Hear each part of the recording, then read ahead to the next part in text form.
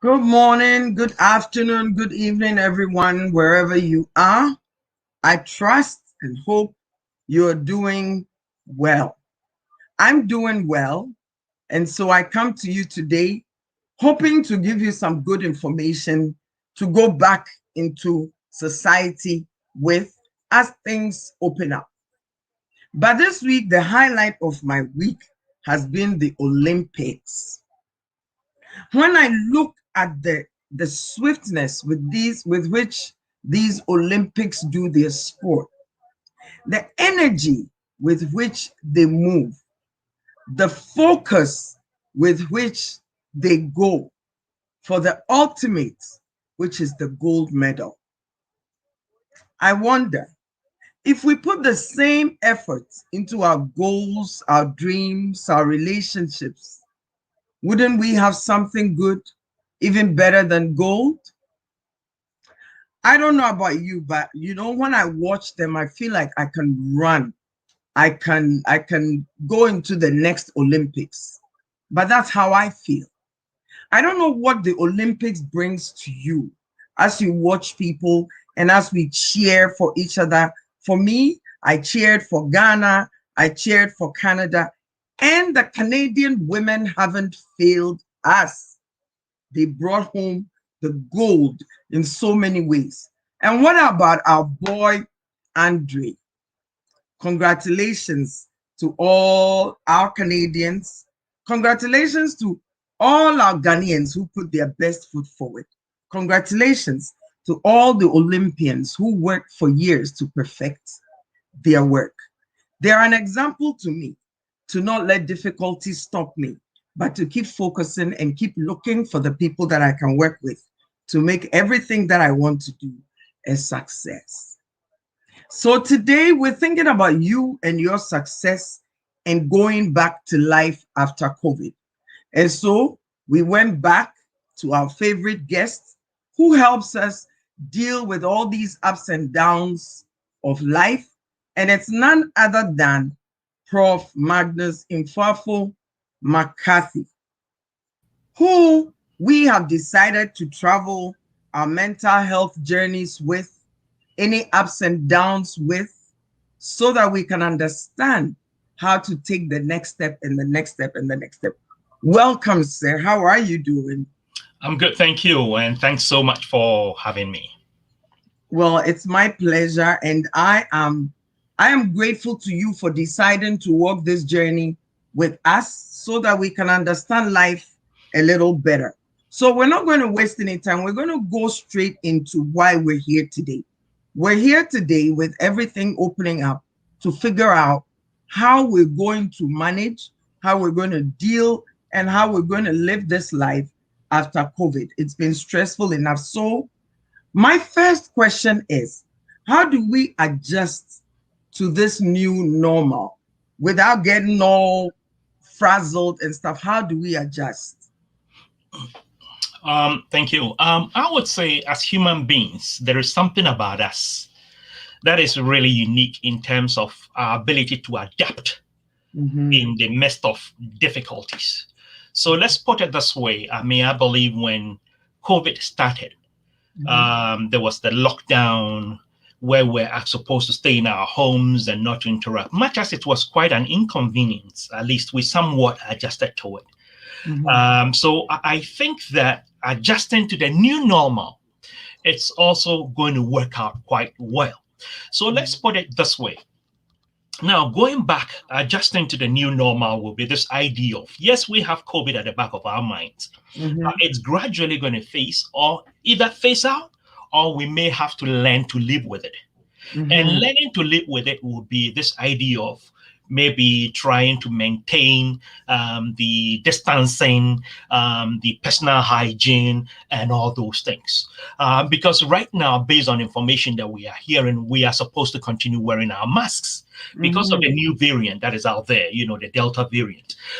Wearing of masks, despite majority of us, most of us, having the being vaccinated. Taking the vaccine, right? Nevertheless, we need to take that precautionary measure. Mhm. So I think gradually the new normal will really require we being sensitive to those things.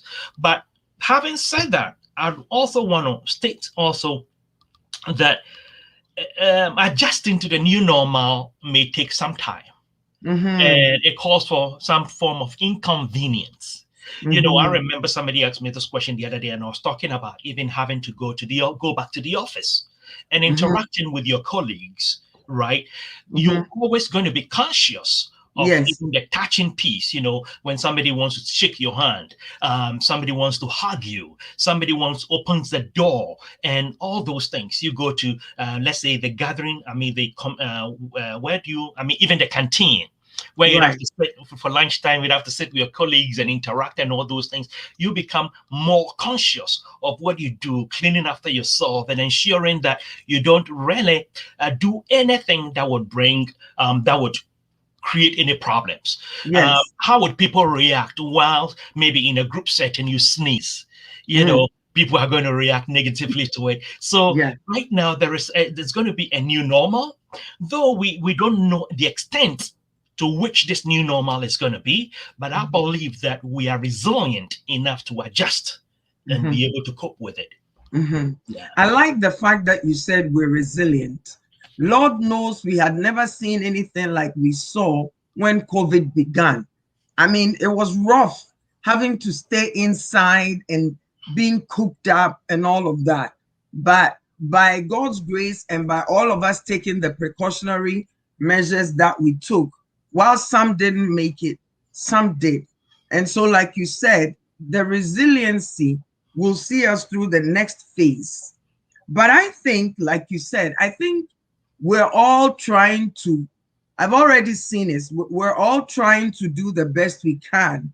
For example, the condo in which I live, or in other places that I've been, I see that people will take a step back and let you be the only one that rides the elevator and all of that. Or sometimes when you get in and you're not wearing your mask, I see people will step out. So I think we kind of get the message, and we will all do the best we can to help each other out. This is not just about us. It is about everybody around us. And so we have to do the best we can. My next question is, how do we manage the expectation and assumptions of ourselves and others? How do we know that this is what I'm supposed to do? This is not what I'm supposed to do without offending? Because, like you said, when we go back to work or once we're all out, somebody may want to shake your hand, somebody may want to hug you, and all of that. How do we deal with all of that without offending each other or without somebody feel like they have leprosy? You know how before, when you had leprosy, it's like this is the end of you. How do we manage that and not cause each other more harm than we already have? Because we're all struggling mentally and emotionally somehow. Yeah, thank you. Usually, what I say is life is such that no matter how you cut it, would always offend somebody. I Mm, mean, COVID aside, no matter how you cut it, the way you right. smile, the way you walk, the way you interact, people may not like it, right? It's not everybody who's going to like you. However, talking about COVID, I think it's a matter of us being more sensitive Mm-hmm. to what goes on around us and Yeah. how we interact with others. So let me use a few examples. The other day, I was sharing with a few friends and I was telling them, for about a year and a half now, I have not shaken the hands of anyone. Not intentional, but because of the COVID policies that have been put in place and other things, the hugs and other things. So it depends on one's comfort level. You go to Mm-hmm. places where somebody reaches out to shake your hand. You can either decide to shake their hand, or maybe tell them that try and find a way of letting them know that, hey, based on the COVID policy, you've decided perhaps not to do that. And these Right. days, at least, we are fortunate enough. We have a way of shaking hands by using our elbow, to touch Right. both of other people, and that works out well. So you can say, well, I would opt for the elbow thing than the handshake until perhaps further notice. So it's a matter of maybe being conscious of other people. There are a lot Mm-hmm. of things that we're going to do that may offend others, right? Right. So, for instance, some people would say in a gathering, meeting with friends and other things, they may decide to wear masks. Others will say, well, I've taken my 2 jabs. So if I've taken it, why should I worry about, wearing masks and those things? And it's Mm-hmm. okay to have such people in your midst, but at least be able to share with them and let them know, well, this is the stance that you've taken.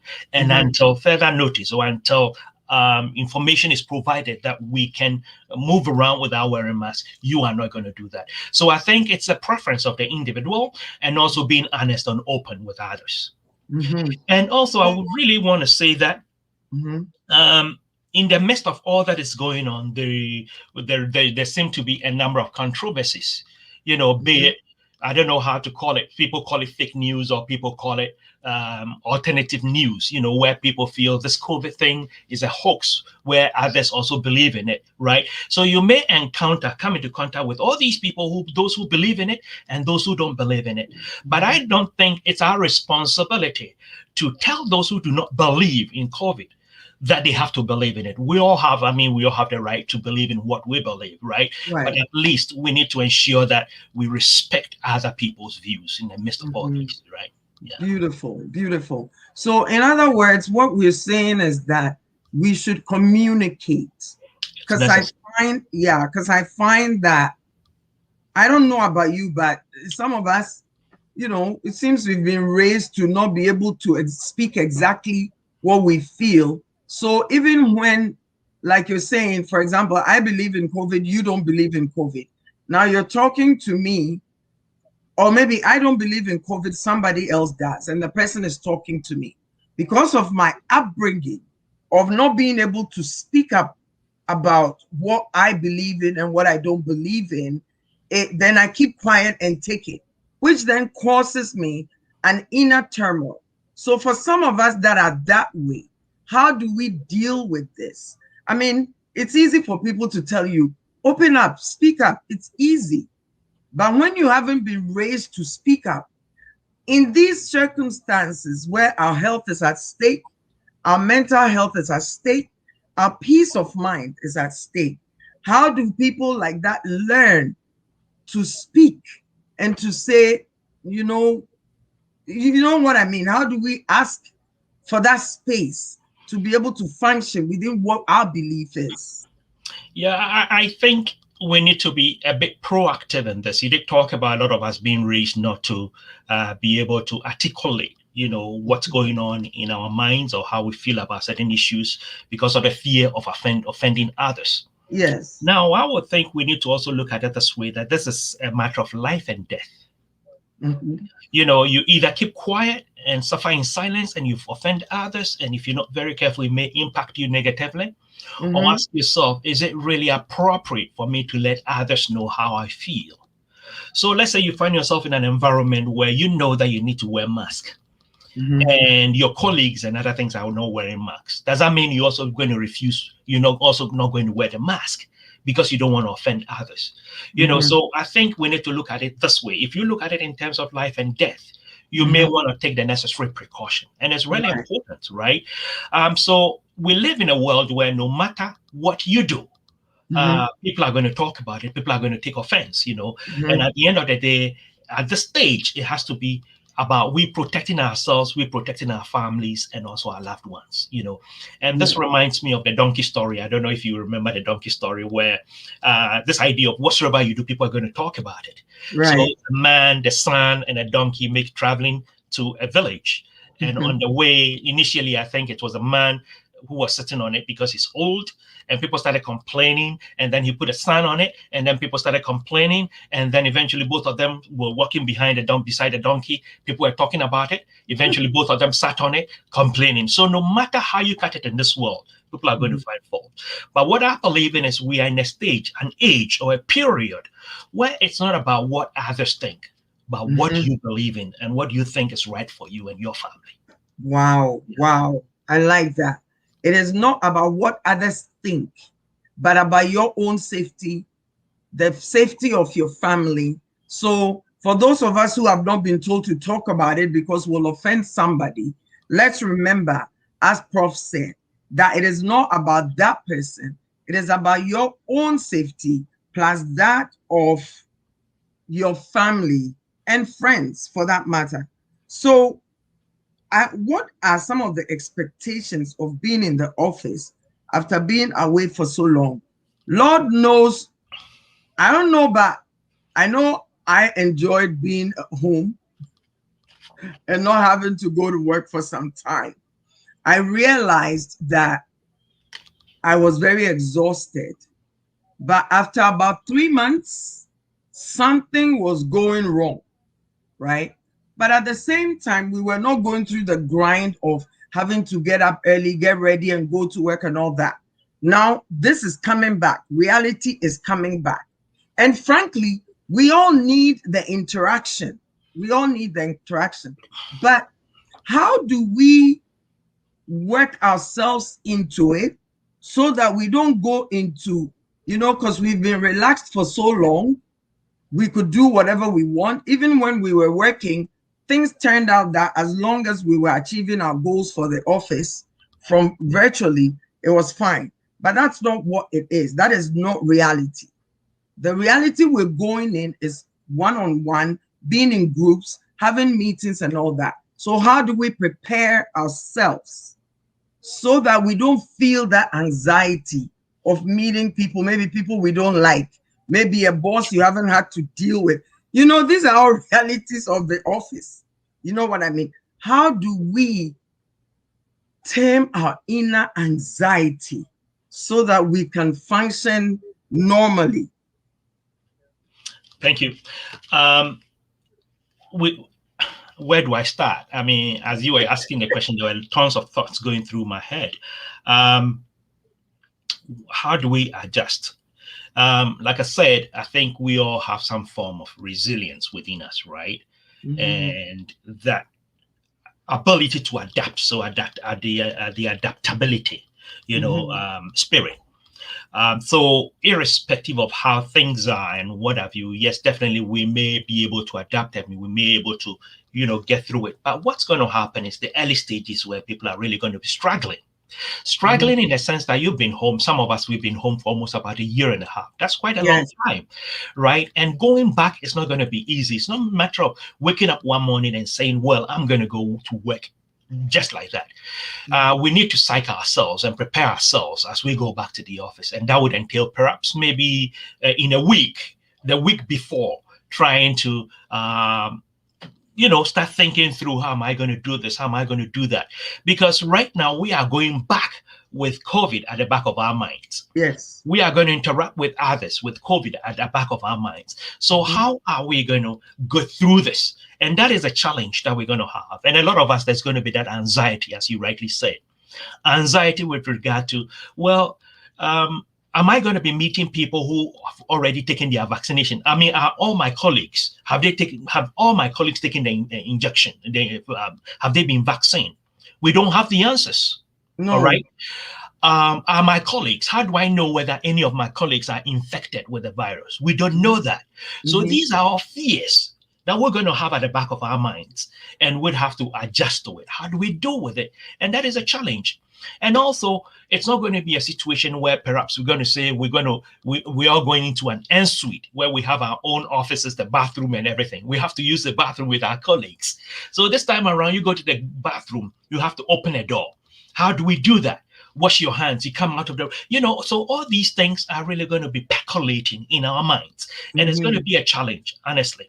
But I believe that as we continue doing it, there's going to be an adjustment process.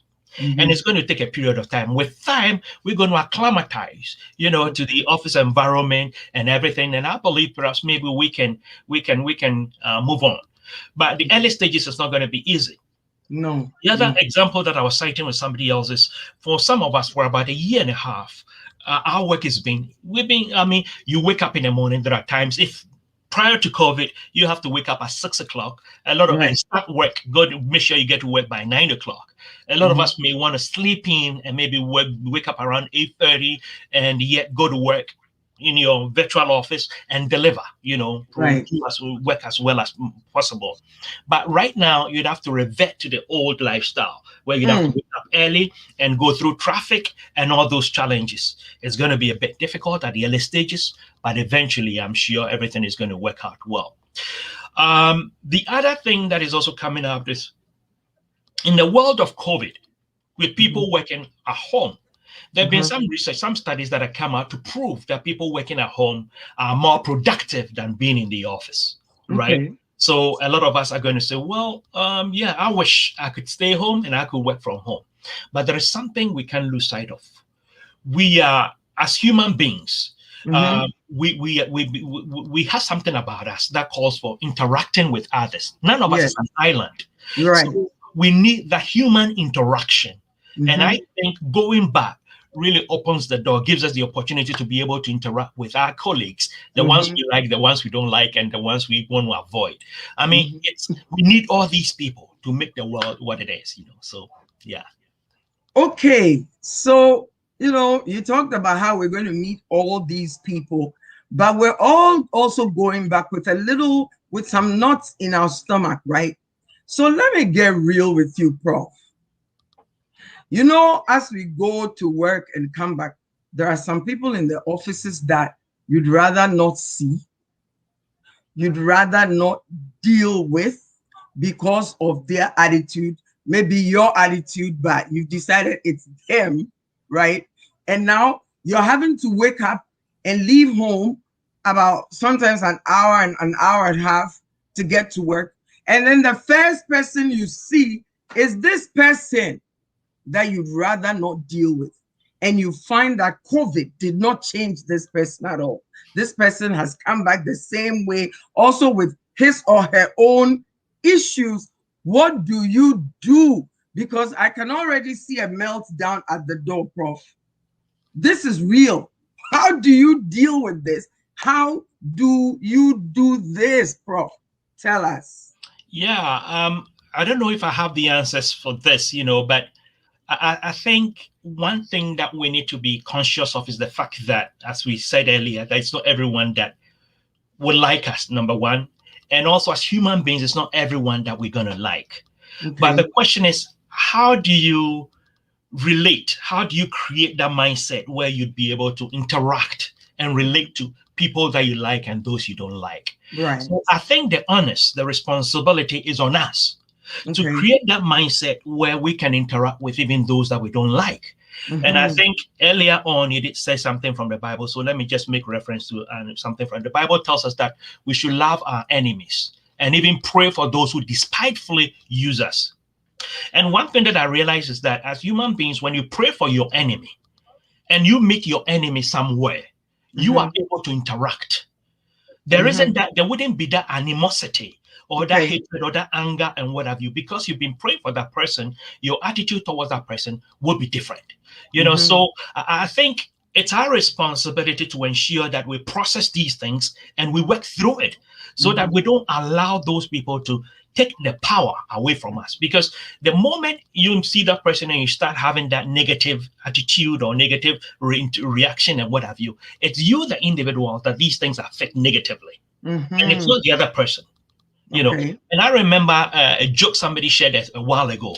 He says, while you are sitting down, you are sitting in your home or what have you, pouting Mm-hmm. and thinking negatively about others, your enemy is somewhere eating the jollofs and the chicken and other things, enjoying life. So why would we want to waste our enemy? Why would we want to waste our energy worrying and getting angry over others? I think it's important for us to do a little bit of reflecting here and say, well, it's not everyone who's going to like me anyway, but how can I relate and Mm-hmm. reach out to virtually everyone, despite Mm-hmm. the impressions about me. Okay. So what you're saying is that, yes, as we go up and down every day, we could be the best that we can be, and not everybody will really like us. And how we cope with that is to look at ourselves, maybe look at our own shortcomings, maybe learn about forgiveness, learn to let go, to ease your own inner turmoil so that you can go on and be able to live, fully, no matter where you are. That's very good advice. That's very good advice, because sometimes I think we hold on to negative situations that sort of sets us back a bit. It puts up roadblocks Mhm, in our way. mhm. So then it says, how do we deal with anxieties and challenges of being back in the office? How do we deal with those? Like we said before, you will have to sit at a table with somebody. You may be going to the washroom. You may have to do a project with somebody. How do we deal so that we're not causing, sometimes tension, unnecessary tension that will make your day even harder and longer than is necessary? Mhm. That's a very good question. Um, I think as human beings, talking about anxiety, we all deal with anxiety in one way or the other. We have different thresholds of Mhm. anxiety, some higher than others, and the coping mechanisms that we use in dealing with these things vary from one person to the other. Mhm. There are people who going back to the office would impact seriously, especially if you happen to fall within the borderline of being maybe diagnosed with some form of mental health issues and other things. And there are those who perhaps may not, but with COVID and other things, it may perhaps maybe create that situation where there will be that anxiety. But I think what has to happen is there are various ways of dealing with it. But let me put it this way, that if you feel that your level of anxiety is really high and you can't control it, it's really important that you seek a professional help, be it Mhm. counseling or maybe seeing a psychiatrist or something to help you through it. So an example of some of the anxieties that we may encounter or we may have to deal with has to do with the going back to the office, knowing that, like we said earlier, some of our colleagues not knowing whether they have the virus or not, whether anyone is going to infect you or not. We are human. A colleague may come to the office one day and because of maybe the air conditioning in place, maybe sneezing, Mhm. and you may wonder whether they have it. And also, we are made to understand that with the air condition, the air has to flow on a regular basis and that kind of thing. So there are all kinds of things that create some form of fear in us and makes us wonder whether what we are doing, I mean, where we're going, is really a healthy environment for us. Mhm. But what is important, I must say, is anytime you feel your anxiety is really getting out of hand, please, please, please seek help. Get somebody to talk to, even if you have to make an appointment with your GP, is really, really important. Mhm. That is how I put it. Mhm. Because we've all been impacted in one way or the other by Yes. this, and no matter how you cut it, we're still going to be impacted. But it's Mhm. important that we realize that it's important to take care of ourselves, the importance of taking care of ourselves. Yes. Mhm. So I like the what you said, that the importance of taking care of ourselves. So it's like driving. You've taken the shot, you're wearing your mask, you're washing your hands and everything. But then you have a colleague who just insists on not taking the vaccine. This colleague insists on not wearing the mask because let's face it, we're all paranoid with this thing. And yes, we can see where maybe not everybody will, want to take the vaccine and all of that. But then you have those who brag about not taking the vaccine. They refuse to wear the mask. It's almost as if they're defying what we're all trying and working around, even though we don't want to.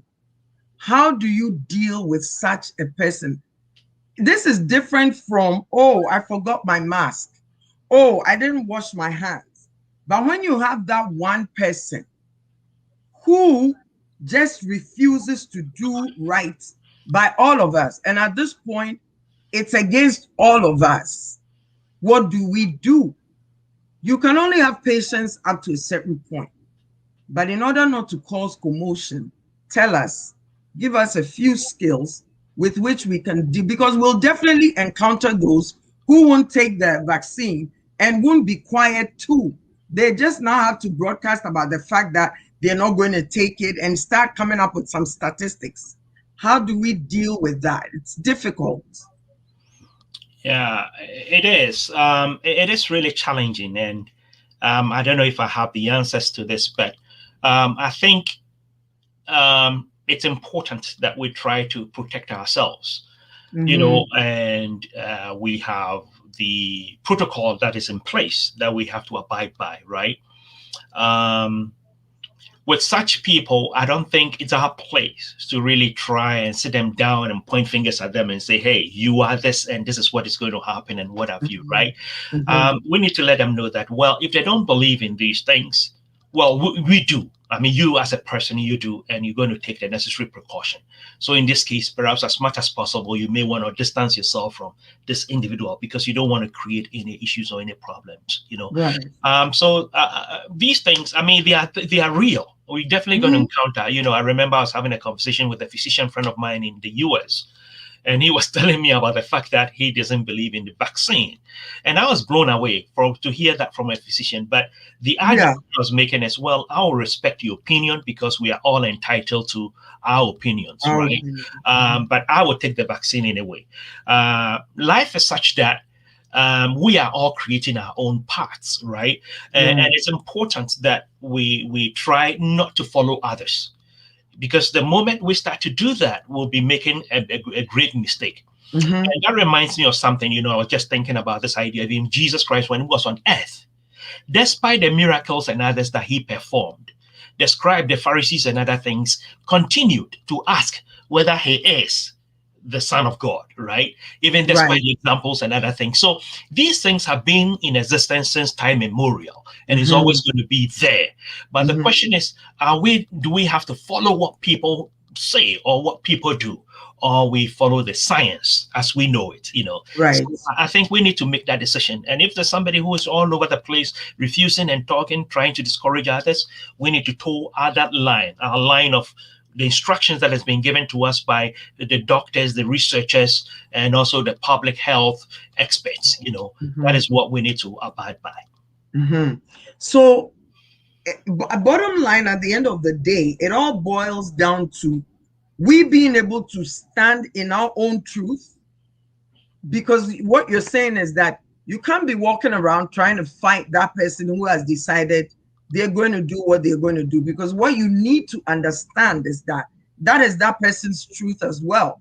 Hmm. They have chosen the path that they've chosen. Hmm. So in order for you to stay sane and to be able to live your life on a daily basis with or without that person, you need to stand in your own truth and do what you need to do. Then the other question is, this new variant that is, they say is coming up, and well, I don't know if we're having a problem with that here in Canada, but is it the same precautions that we have to take in regards to that, even after we've taken the vaccines? Does it mean we'll be taking new vaccines, or I'm not sure if you know much in that direction, but I thought I'd ask that question. Right. Um, okay. Like you rightly said, I'm not an expert in public health, neither am I a physician, but the little that I've read and I know, maybe I think I can share. The Delta variant, as we know it, originated, as we know, from India. And over the years, we live in a world where, as a result of globalization, nothing stays at one place for a very long time. We all Right. move from one place to the other. And it's really, I mean, it took it devastated the country of India for quite a period. And in the States, for instance, right now, it's really taking a toll. Yeah. Dying. But the information that I'm gathering really speaks to the fact that more, I think the impact is more on those who've not taken the vaccine. Okay. Because some information reaching us really indicates that if you've taken the vaccine and other things, you also need to take the necessary precaution in terms of continuing social distancing, continuing wearing the mask, because right now we don't know the solution. We don't have the treatment for that. However, the vaccine prevents you, so far as we know, from maybe getting seriously sick, and also perhaps even prevents us from dying. Because the studies, the research that is out there right now indicates that people who die after being vaccinated, the number is just too small. Okay. So at least there's some form of protection with regard to that. In Canada, do we have it? Yes, it's here.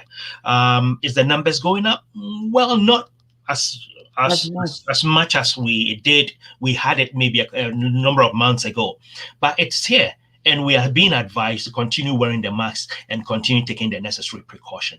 So it's Mhm. really important. Now, the difference, they call it the they use the word variant. The word Yes. variant means it's a type of, the Okay. virus. Okay. This one, with this type of virus, the rate of infection is really high. It's higher than the previous one, and Okay. it's more, what do you call it? It's also, the impact is more serious than the other one. So Okay. the precaution is really necessary. It's really important. Yeah. Okay. Okay. So in your mind, and maybe from your experience, from your research, and all of that, do you think this particular COVID has come to stay? Just like how there's malaria and this and that, and we have to take shots for it.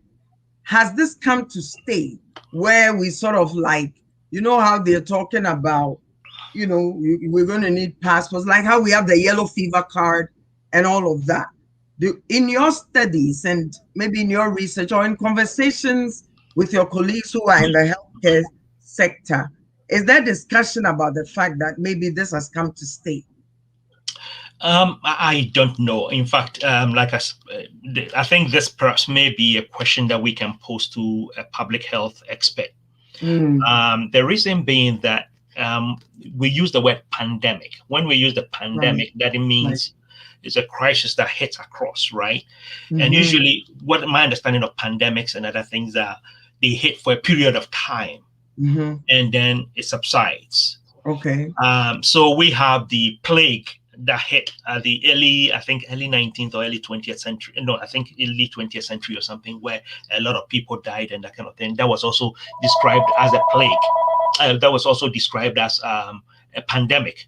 right. So right now, what is happening, I'm not sure whether this thing has come to stay. But my understanding, I'm inclined to think that Mm-hmm, some aspects of it maybe may not be a pandemic, mm-hmm. but it will be. I mean, we would have it from time to time.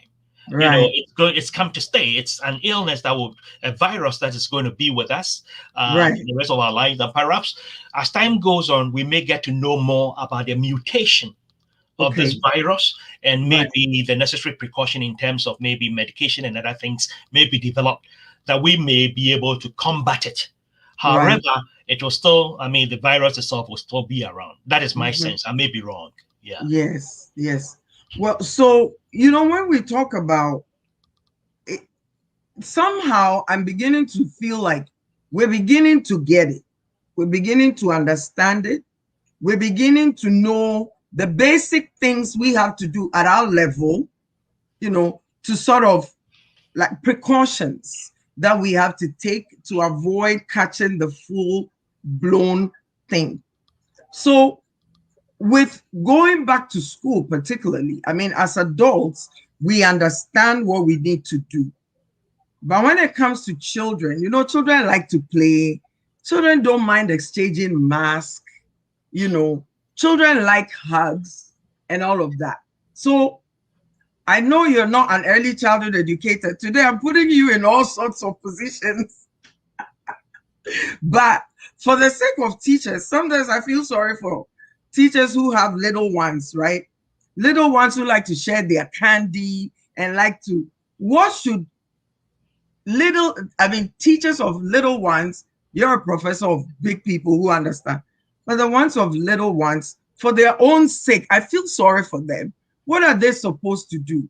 Maybe you can tell them something. I know I have a lot of friends who are early childhood educators and often listen. What are some of the things they can do to combat their own fears?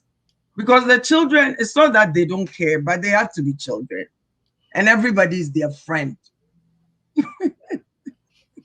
Yeah, it's a tough one. I mean, as for us right now, even though the research is turning out to be different, is the fact that the rate of infection among adults is different amongst children.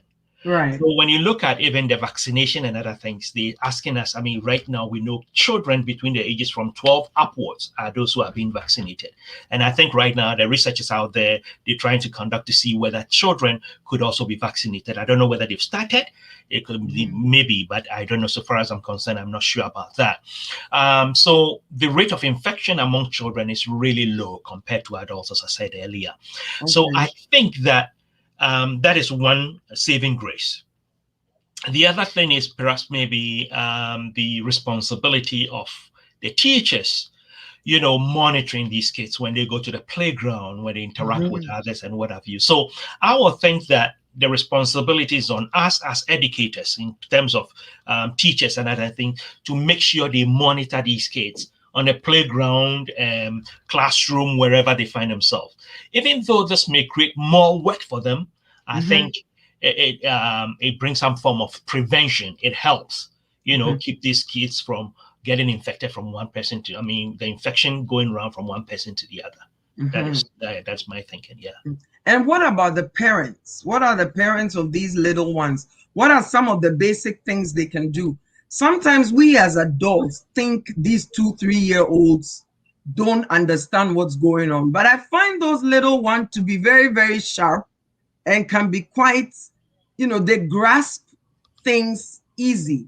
So, how do parents, because it starts from home, how do parents, help their children understand what's going on without putting fear in them, right? How do we make it such that the children know that, like just like how we teach them to go potty, how do we talk to the children so that they understand what's going on? I know, what's funny, when I was in Ghana, there were these little kids with their little mask going to school, but the mask was under their chin, right? Because then again, the weather is so hot that, it almost suffocates you. But at least you know that the children get the message. So, how do we help our children, the little ones, to sort of get the message? Um, I think it's a matter of education. We shouldn't think that because they are 3 year olds, they are 4 year olds, they are 5 year olds, or what have you, they wouldn't understand what is going on. There are Mm-hmm. some kids who may be asking why they have to. I mean, particularly kids in this part of the world, you tell them to wear masks, they will ask you why. And you'd have Yes. to explain it to them and let them know. So I think periodically making it a point of sitting with these kids and explaining the circumstances surrounding the wearing of masks. When they get it, nobody Mm-hmm. would even advise them. When they go to school, they'll make sure that they use the necessary precaution, Yes. right? So that is Mm-hmm. number one, teaching them the importance of wearing the mask.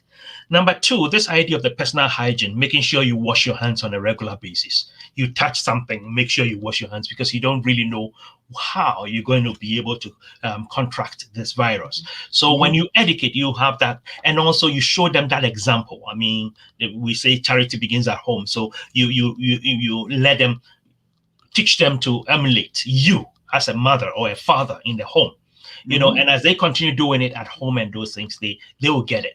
So I think there are a number of steps that we need to take in bringing these kids to that level where they will have that understanding and realize that, hey, even though I'm a kid, we are all in this together, and Yeah. we need to make sure that we, each and every one of us, contribute Mm-hmm. towards protecting other people. Mm-hmm. And even if you educate your kids well, when it gets to that point when they go to the playing field and somebody says, well, let's exchange masks. Somebody say, well, no, my mother said I shouldn't do it. They wouldn't be able Yeah. to explain it well, but they'll say, my mother or my father said I shouldn't do it. So I'm not going to do Right. it. So Right. those are some of the That strategies. is Yeah. very, very true because I remember when COVID started and I went to visit a friend of mine and she has a grandchild who's, I think, 3 years old. And I was trying to sit next to him because usually when I go, he wants us to play with his toys, build the train and everything.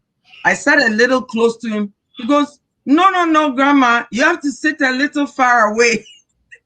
So this kid, and at first I didn't understand what he was talking about. And his grandmother said, yeah, they've been taught in school to show social distance. So that is where he's coming from. So what we're saying here is we shouldn't underestimate the intelligence of these 3 and 4 year olds and decide, oh, they're little, they're not going to understand. Yeah. We could make it a conversation piece Hmm. with them Hmm. so that we're helping from the smallest as we go back to school and all that, teach them about the sanitizer, the mask, their friends, and all of that, and they'll get it. Yes. So, so Lord knows we've dealt with a lot. We've dealt with a lot during this COVID time, watching the news as people have passed away, sometimes spending too much time with the people at home. Not that we hate them, but we never really spend so much time with each other. You know, we're on top of each other. If you're not lucky, I know a lot of the mothers, the single mothers that we work with, struggle so much because some of them live in a one bedroom with their 2, 3 children, and they didn't have the space to, and so some of us have taken in so much, right? But it also brought us close together, right? So it's like a two-sided coin. It also brought us together. So as we're going back, I know we're going to be dealing with separation anxiety. Some may be dealing with loneliness. As I said, some of the mothers that we deal with in our work are single mothers who are home trying to raise their children, and they have their own struggles after the children have gone to school and all that. So how do we mentally, how do we go through this? How do we make it without feeling like we're going to not make it? And this not making it thing is real. It is real. So how do we cope with it? We're talking mental health stressors. Yes, thank you. Where do I start? As you were sharing, I was just thinking about a few things. Now, COVID has really dealt a big blow to all of us. Mm-hmm. Family members, loved ones, some have passed on, and others. And it's tough. It's difficult. Mm-hmm. So let me share this. Let me share a personal story, and then before maybe I try to see if I can respond to this question. So, for instance, my mother died just around the period last March. I mean, March 2020, just around the time where they were going to announce the lockdown, just around that time in Ghana. And as a result, because of the lockdown, I couldn't go to Ghana for the funeral. So as we are talking right now, there hasn't been the opportunity for me to really travel to Ghana for closure, right? So it's something that has stayed with you. But the question is, how do you cope with that? How do you deal with that?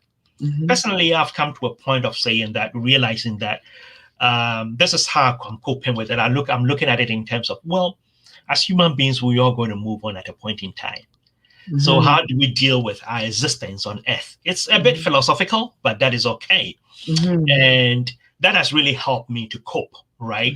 Mm-hmm. So coming to your question in terms of, well, families at home and dealing with it and those things, people have looked at the opportunity, having to stay at home from two different angles. Right. Some see it as an opportunity, some see it as a hindrance, a border, or what have you. I've heard parents talking about the difficulty or the challenge of monitoring their children's homework. Children who get distracted when they are doing their homework on the internet or what have you, drifting from one section to the other and all those things. And then the anxiety of going back to work or to school and not knowing what the future holds, what's going to happen to you, our difficulties that we're going to deal with it, we're going to be dealing with. So how do we cope with these things? And I think it's important that we try to also, if possible, even talk it out, have a conversation with family members, talk to them, let them know how you feel and get the needed support. Mm-hmm. Because none of us is an island where we'd have to process all these things individually. Mm-hmm. So you can meet with your family members, let them know how you feel about these things and find ways of dealing with it. Mm-hmm. Single mothers, yes, the kids are going to be leaving home and you may find yourself you may be by yourself and what have you. What can you do to occupy that time? Yes. In the absence of the children. Do you enjoy reading? Do you enjoy even knitting? Anything you can do to fill that void. Right. Because if we don't try to find ways of doing that, other things may come in, and perhaps if we're not very careful, the outcome may turn out to be negative. Yes. And if we try to interact and do all these things and none of them seem to be working, then perhaps would we want to talk to a professional? It's necessary. So I think the more we get counsel, the more we engage and other things, the better the outcome, the better. Mhm. Yeah. So going back to you saying, can we talk to family members? So can we seek help from professionals and all of that? A lot of the groups that I deal with in my line of work, as in my charity, are a lot of people from um, immigrants. Let's just put it that way: immigrants from all walks of life, right? Who I don't even know if it's culture or whatnot. Many of us are taught to keep things to ourselves, to keep to ourselves, to not reach out when we're needing help. And I often say, you can't do it this way. Yes, this is when we were back there, but this is where we are now. And sometimes I forget that the mere fact that we're in a new country is another thing that we have to deal with. But maybe them hearing it from a professional such as yourself would help a bit, because I'm always, as you know, I'm always looking for ways where I can bring a little hope to the work that I do, to these women who have become afraid. A lot of times they are with men who they themselves are afraid but don't know how to deal with it. So help me help them, by saying it again, saying it in your own professional way, why it is a necessity. Nobody's going to hurt you, but why it's a necessity that we reach out to somebody and ask for the help that we need. Thank you. And you are right. We all come from different cultures, particularly those of us in the diaspora. We Mm-hmm. come from, so I may use Ghana and West Africa perhaps as an example, but we all come from different parts of the world, and we are here, and we are part of the melting pot in Ontario, Canada, and even the Western world. Um, the challenge that we face is the fact that in our culture, I mean, a lot of us growing up, we didn't even know the need of talking to a psychologist or a psychiatrist or a counselor. Mm-hmm. What we knew, at least some of us, what we knew is if you have any issue, just go talk to your pastor. Mm. And I'm not really here criticizing pastors, but some of the pastors, yes, they are great and what have you, but some of them do not have the counseling skills or the ability to really counsel professionally. A lot of Mm-hmm. them, the focus is more on the Bible, which is great, and I really agree with that. But we need to go beyond that.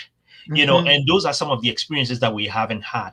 And in being in this part of the world, a lot of us, we become extremely cautious telling Yes. others what we are going through.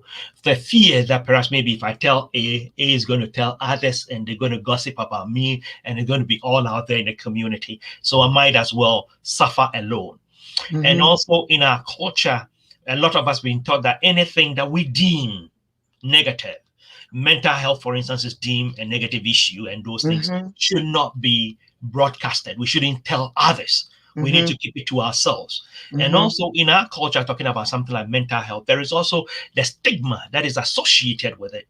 So with all these things, what we would rather do in this part of the world is that we'll keep it to ourselves and suffer in silence. Mm-hmm. Even in marriage, there is this abuse, Right. partner abuse and other things that go on. And it's in Mm-hmm. some families, it's been going on for years, but we don't want anybody to know because Mm-hmm. maybe people will perceive us differently or think Yes. that we are weak or what have you. And as a result, we wouldn't want to. But one thing I want to say is that it's important that we don't suffer alone. It's Thank important you. that we reach out, because what happens is that let me use mental health as an example. With mental illness, if you start developing the symptoms and you realize that perhaps these are things you can't cope alone, the earlier you seek help, the better. Because Yes. early intervention really helps a great deal. If you Mm-hmm. wait till the condition really gets super worse, I don't know if there's anything Such. like super worse, but if it gets worse, treatment and other things may take longer. Mm-hmm. So I think it's important that we try to feel comfortable having these conversations.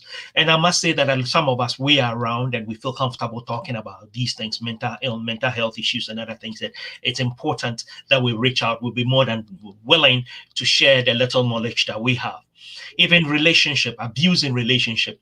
No Mm-hmm. relationship is perfect. Let me put it out that way. None of us, because we are human. And the mere Yes. fact that we are human even makes it an imperfect institution. It's only Mm-hmm. God, to the best of my knowledge, it's only God who is perfect. So Yes. what happens is if you find yourself, things are not working out very well, it's important that we get a little bit of help. And any time I remember talking about issues relating to relationship, I always remember this guy, they used to call him America's pastor. I think they call it a Saddleback Church. Right. What's his I name? forgot his name. Just blanked out on his name. But what he said, he said something that really touched me the other day. He said he and his wife, what they do is every year they meet with a counselor for a tune-up in their relationship. Mm, mm, And mm, I think if each and every one of us will make it a point to get some mm-hmm, form of support with regard to our relationship, it mm-hmm. will work out well. We don't have to wait for the problems and other things to first start before we say, hey, we need to seek help. If you're not very careful, by the time it gets to that point, it's too late. There are Mm-hmm. people who are killed in relationships. There are Yes. people who are maimed in relationships. But I think we can do something as a community to avoid that. And that is trying to seek help. And there is help available. We are fortunate to be here. And there is help available. And the earlier we do that, the better. That leads us into the next time you come on. We're going to talk about relationships and figure out which way to go with every little situation, because it's like towards the end of this, you hit on something that we all need, that we're all not perfect.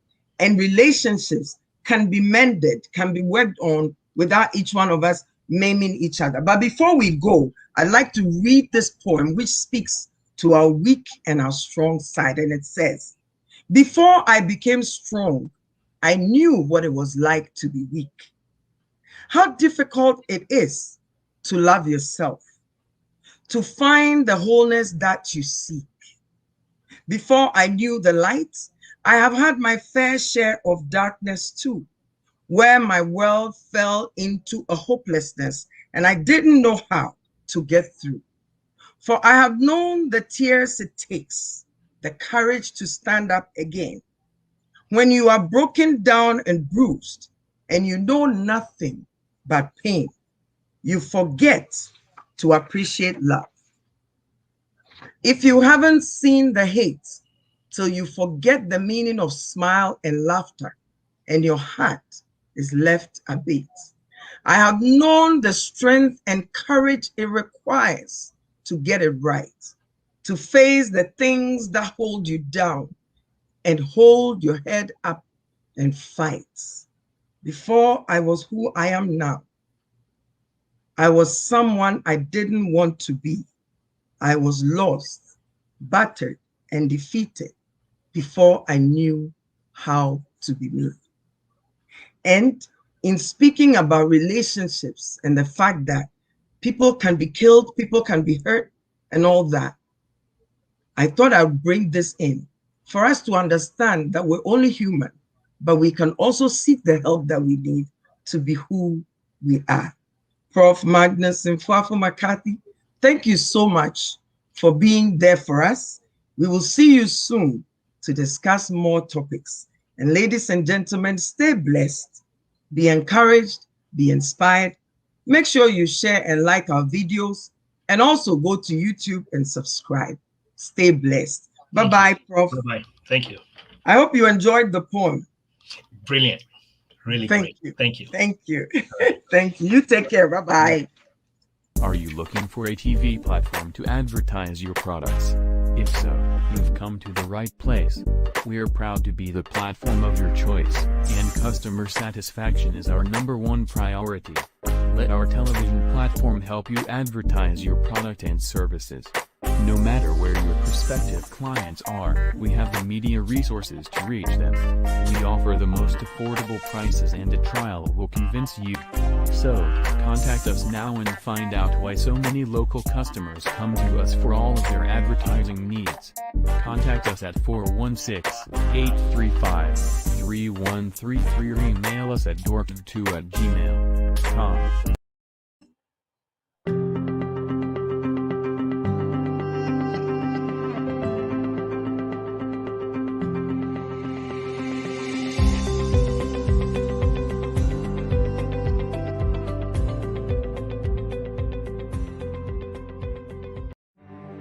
DAC TV.